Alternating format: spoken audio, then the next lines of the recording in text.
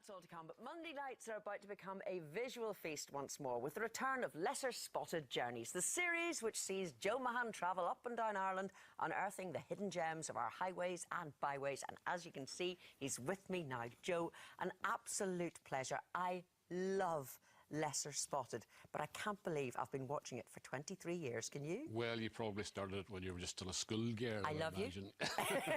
No, I can't believe it either. I mean, 22 years seems like an awful long time when you look at that, but it's flew past. You know, I mean, it really just was a flash all of a sudden. And it was Lesser Spotted Ulster, and now we're all the way through Ireland, which obviously gives you great fun and headaches. We got off for good behaviour. They let us out, to visit the rest of the country, which was great. It was a refreshing kind of expansion, if you like. But I mean, really, I think after 22 years, I'm just beginning to get the hang of it. You know, and I'm deadly serious about that. I go out and I still learn something new every time I go out, which is important because I think that because we have a fairly rigid formula, and the music, you know, I mean, that sing tune has been going on for the same length of time, and people hear, oh, they identify that with it. So, and it's a format that doesn't really change. You know, it's a selection of pictures, a wee trail, and then you have my introduction, and then a bit of voiceover, and it's kind of rigid. So you think that's going to be the same time and time again.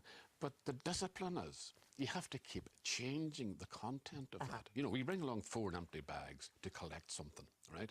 And it's not as if you have to fill those bags to the gunnel every time.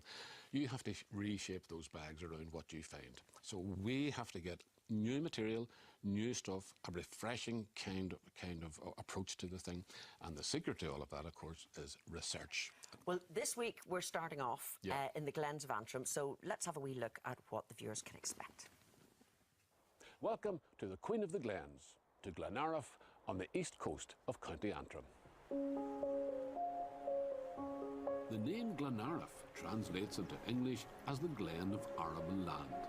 And indeed, the Queen of the Glens cradles within her outstretched arms a fertile valley which grows in confidence and width as it approaches the sandy beach at Red Bay.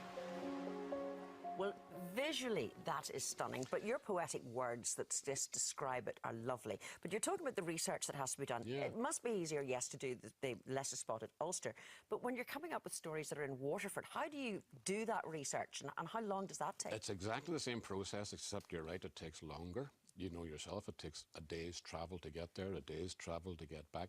So it's a bit more demanding in that sense, but it's exactly the same process. The secret, I mean, I like to think, I mean, I'll tell you what I love, is when somebody from an area we've just done a programme and contacts me or by phone or emails, and he said something about the programme, and the thing that they say that pleases me most is, I never knew that. You know, and it's about your own place. So you're trying to tell people, even local people, something new that they didn't know about it before. And that's how I approach it. You know, it's easier for me to approach a place I've never been in before to find new things about it, because it's all new to me. Maybe slightly more difficult to tell people from Ulster something new about their own place, if you see what I mean. But that's the challenge all of the time. Absolutely. And research is at the bottom of all that. Of course. And I mean, it's the folklore that goes around the stories as well, you know, mingled with a wee bit of possible truth, etc. But what are the highlights for this series that we've got coming up? I mean, I hate this question because it means I have to single out a particular programme. No, they're all my babies, if you see what I mean. They're all. But no, I mean, my own highlights, I mean, the things that stunned me. That first programme in Glenariff Waterfall. I mean, I knew about Glenariff, I knew about the Forest Park, I knew about the Glens of Antrim, but I never stood there beside this roaring waterfall on these pathways that had been constructed originally by Victorian navvies in the 1890s, you know. And you should see some of the crevices and the clefts in which they had to construct these things, along with Mark Parker from the Forest Service. And he said, you know, I love this, but they left me a terrible headache because I don't know how they did this in the first place, and he has to get people in to repair them if anything goes wrong. Well, that was obviously in the days before health and safety, but now we've got to worry about that. Absolutely. And he said if you were trying to build them today from scratch, you wouldn't be allowed to do it. But the standing beside a waterfall and trying to talk about the waterfall, first of all, the noise is deafening. But as well as that, because you're beside a waterfall and you've all these negative ions in the air, this is why I love this programme. This is why I spent so much time in the company. I'm hooked to negative ions, right? So you get this buzz, literally, in the atmosphere.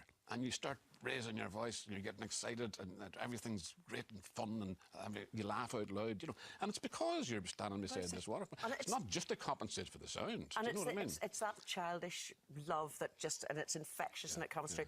Joe, I am so looking forward to Lesser Spotted Journeys coming to our screens Monday nights at 8 o'clock. So excited. I've got it set on the record already for the series. Thanks so much indeed, Joe. Oh, thank you, Pamela. Well, now it was a week to remember.